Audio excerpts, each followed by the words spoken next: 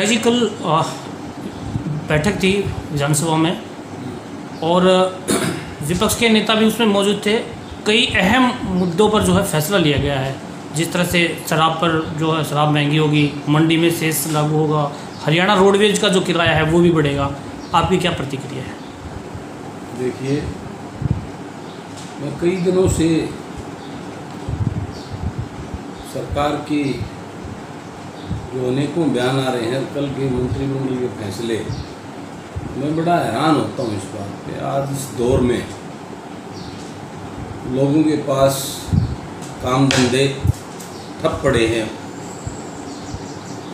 कोई काम धंधा नहीं,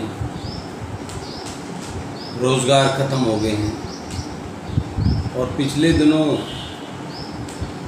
खट्टर साहब ने एक बयान दिया था कि भाई अब 1 साल तक कोई नौकरियां नहीं निकालेंगे। अब जो है मंत्रिमंडल में फैसला किया है, बस का किराया बढ़ाएंगे, मार्केट की वो बढ़ाएंगे, शराब पे बढ़ाएंगे।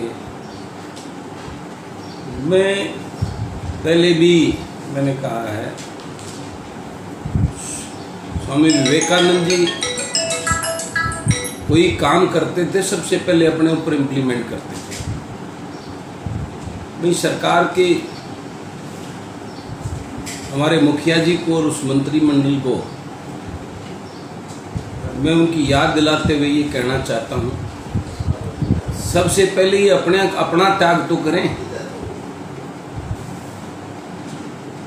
जनता अपना प्रतिनिधि चुन के भेजती है 5 साल के लिए, तो छोड़े अपनी तनख्वाह को दान करें। इसमें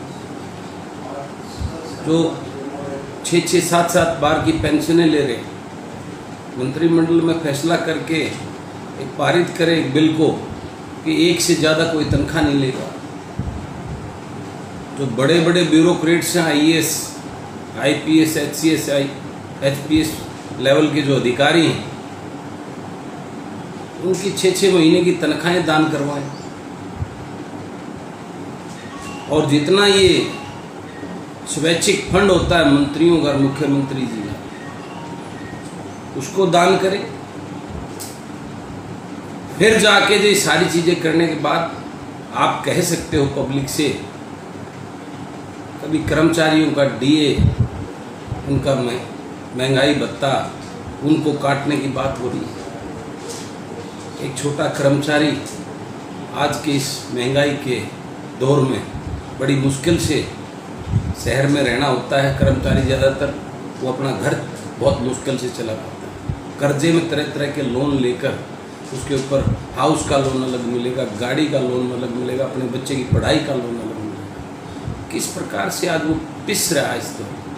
और उसके ऊपर ऐसे इस दौर में सरकार उस गरीब कर्मचारी पर, कभी किसान से गेहूं कटवाने की मांग हो रही है, अब जो है सब्जियों पे बढ़ाने की बात हो रही है, तेल और डीजल और पेट्रोल पे बढ़ाने की बात हो रही है। आज क्रूड ऑयल किस लेवल पर 70 पे चला गया, अब तक के इतिहास में शायद सबसे सस्ते स्तर। आज पेट्रोल डीजल के दाम बढ़ाने की बात सरकार करती है, ये तो बड़ा एक अजीब और लोगों के साथ एक बहुत बड़ा एक छलावा मैं इसको कहूँगा। क्या करना चाहती है सरकार को? इन सारी बातों पे विचार करना चाहिए। और इस प्रकार से आज इस महामारी के दौर में आज हर शख्स, हर इंसान वैसे ही डरा और मरा बैठा है, उस पर ये बोझ डालना बहुत ही गलत है।